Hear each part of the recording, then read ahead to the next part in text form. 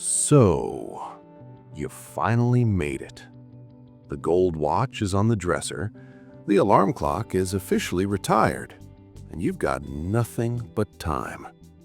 It's what we've been told to work for since we were 20, right? The golden years. But let's be honest for a second. Between us, sometimes those quiet mornings can feel a little too quiet. Maybe you've finished that stack of books you've been saving. Maybe the garden is finally weed-free. And then, one Tuesday afternoon, you find yourself staring at the grocery store flyer a little longer than usual just to feel like there's something on the agenda. Here's the secret no one tells you. Retirement isn't a finish line, it's a pivot. The biggest myth in America today is that your value is tied to your paycheck. We're told that when the work stops, the contribution stops. But I'm here to tell you that your golden years aren't for winding down, they are for powering up. Today, we're talking about how ditching the traditional retirement script for purposeful volunteering can quite literally save your life, sharpen your brain, and give you a reason to jump out of bed that's better than any cup of coffee. The purposeful shift. Why volunteer? When we talk about volunteering, I'm not just talking about staying busy. We've all been busy our whole lives. No, this is about contribution. There's a deep, intrinsic human need to be needed. Think back to when you were raising kids or managing a team. You were part of a gear system. If you didn't show up, the machine didn't turn. When we retire, that gear can feel like it's spinning in midair.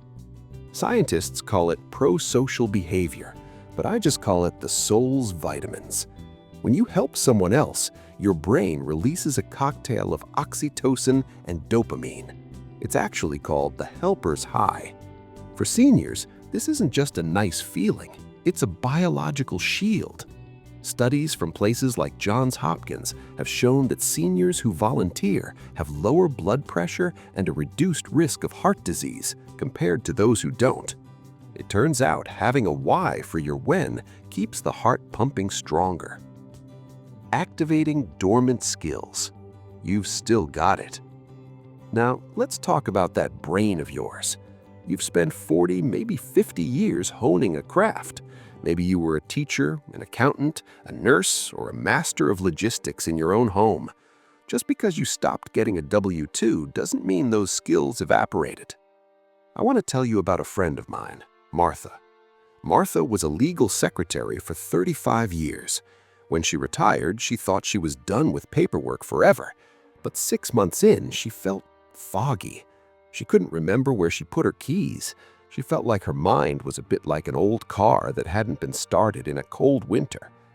She started volunteering at a local nonprofit that helps immigrants navigate the path to citizenship.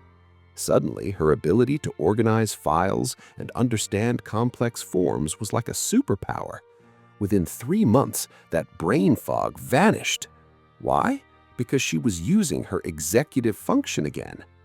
When you volunteer, you're not just helping, you're performing mental gymnastics.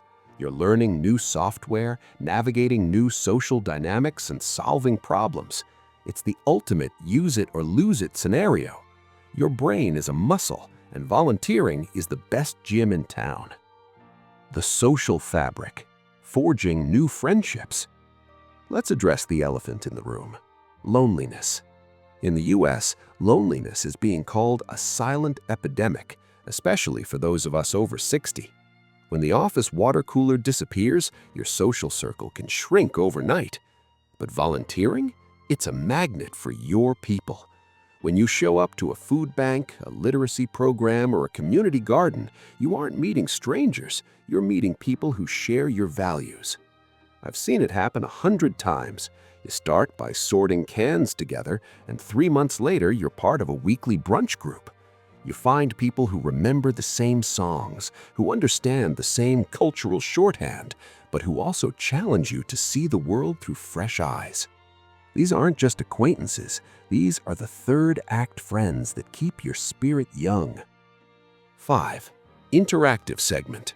What's your superpower? I want you to pause for a second and look at your hands. Think about everything they've done. Maybe they've typed a million emails or held crying babies or fixed leaky pipes. I'm talking to you right now. In the comments below, I want you to write one thing you're good at. Don't be humble. Are you a great listener? Can you bake a mean apple pie? Are you a wizard at spreadsheets? Write it down, because I guarantee you there is an organization within 5 miles of your house that is praying for someone with exactly that skill to walk through their door. Real-world inspiration. Stories of service. Think of George. George was a retired carpenter. He thought his days of building were over because his knees couldn't handle the big job sites. He started volunteering with a group that builds custom learning desks for underprivileged kids. He's in his garage, working at his own pace, but now every desk he finishes gives a child a place to dream. George told me, "I'm not building furniture, I'm building futures." Or consider Linda, who spent her life as a librarian. Now she spends 2 afternoons a week at the local animal shelter reading to the dogs. It sounds simple, right? But the sound of a human voice calms those anxious pups, making them more adoptable. Linda says it's the most peaceful she's felt in decades. These aren't grand gestures that require $1 million. They are purposeful gestures. They turn a Tuesday from another day into the day I made a difference. We're often told that our golden years are the end of the book, but I want you to think of them as the sequel, the one where the main character finally has the freedom to do what they want to do, not just what they have to do. Don't let your wisdom go to waste. Don't let your kindness sit on a shelf gathering dust. The world is a little bit broken right now, and honestly, it needs you. It needs your patience, your experience, and your steady hand. When you give your time, you're not losing it, you're investing it. And the return on that investment is a heart that's full, a mind that's sharp, and a life that feels deeply, truly meaningful. So, here is your homework. Tomorrow morning, I want you to Google volunteer opportunities near me. Just look. You don't have to sign up yet. Just see what's out there. And if you found this video helpful, please hit that like button and subscribe. We're building a community here of people who believe that our best days aren't behind us, they're right in front of us. Thank you for spending your time with me today. Now, go out there and show the world what you've got.